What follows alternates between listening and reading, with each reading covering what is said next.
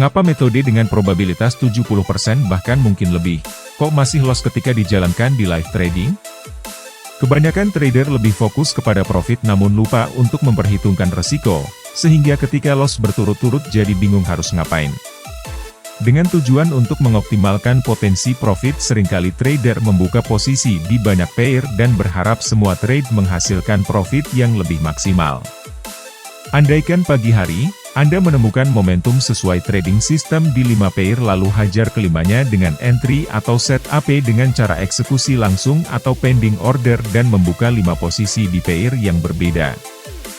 Jika kelimanya kena profit atau kena TP, rasanya nggak perlu diomongin lagi, karena semua juga mau. Tetapi jika ternyata kelima trade itu loss atau kena SL, apa yang akan Anda lakukan? Kan nggak mungkin kelimanya kena SL?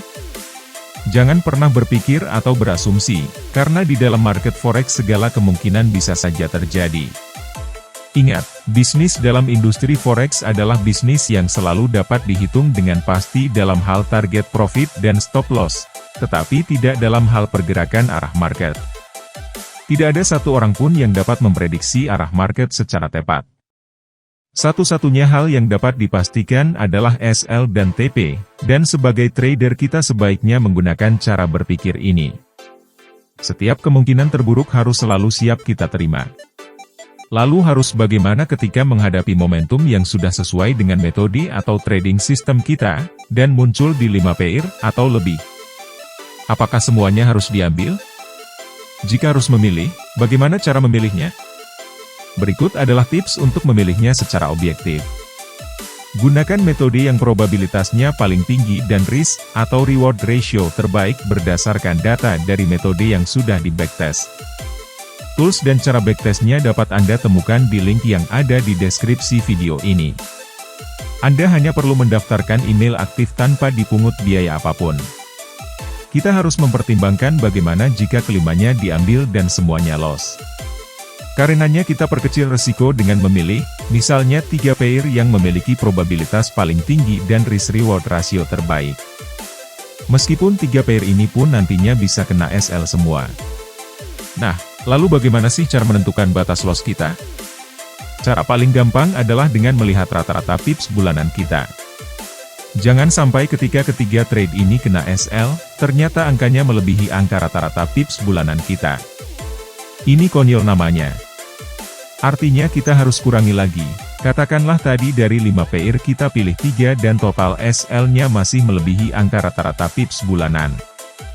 Maka kita harus kurangi lagi menjadi 2 pair.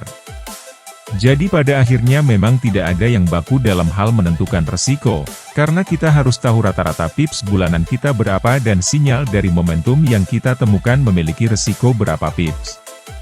Kita hanya harus membiasakan diri membaca profit atau loss berdasarkan pips. Berapa banyak trade yang harus saya batasi? Bagi trader individu jika saya boleh menyarankan adalah, gunakan risk per trade di kisaran 2 hingga 5% dan total risk dari trade yang sedang berjalan sebaiknya tidak lebih dari 10%. Contoh, modal $10.000. Leverage 1:100. Margin use 2 hingga 5% sama dengan $200 hingga $500.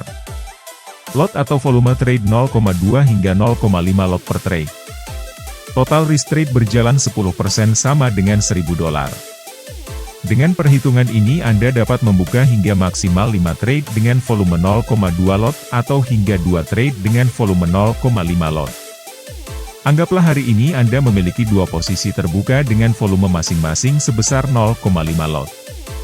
Tentu bisa saja terjadi 2 posisi terbuka ini tidak close di hari yang sama. Jika keesokan harinya Anda mendapatkan momentum lagi, sementara 2 posisi masih terbuka, apa yang harus dilakukan? Mengingat trade yang sedang berjalan sudah memiliki resiko maksimal yaitu sebesar 10% di mana volume di kedua trade tersebut sebesar 0,5 lot, maka untuk melakukan entry atau setup, Anda tentu harus menunggu hingga salah satu atau kedua trade yang sedang berjalan, close terlebih dahulu. Ini untuk menghindari maksimum risk yang sebesar 10% tadi. Kecuali jika di dua trade sebelumnya Anda hanya memiliki trade berjalan dengan volume masing-masing sebesar 0,2 lot, maka Anda masih memiliki peluang untuk membuka volume trade sebesar 0,6 lot dari margin Anda. Jangan sampai terjadi, risk per trade 2% tetapi trade-nya 10 atau bahkan 20. Lagi-lagi, itu konyol namanya. Karena jika itu yang terjadi, sama artinya risk trade keseluruhan menjadi 20% atau bahkan 40%. Jadi kesimpulannya adalah, bukan hanya risk per trade yang harus diperhitungkan atau dibatasi tetapi juga total trade-nya termasuk jumlah pair. Tujuannya adalah untuk mengantisipasi atau menghindari kemungkinan terburuk jika sampai terjadi seluruh trade kena SL dan mencapai drawdown 40% atau bahkan bisa jadi lebih. Apa jadinya jika hal itu benar-benar terjadi?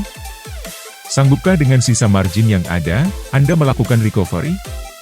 Sanggupkah Anda bertahan dengan trading system yang sudah di backtest bahkan menghasilkan probabilitas 80%? Dan akhirnya, sanggupkah Anda tetap konsisten dan disiplin menjalankan trading system sesuai rules yang sudah Anda buat sendiri? Semoga bermanfaat dan salam.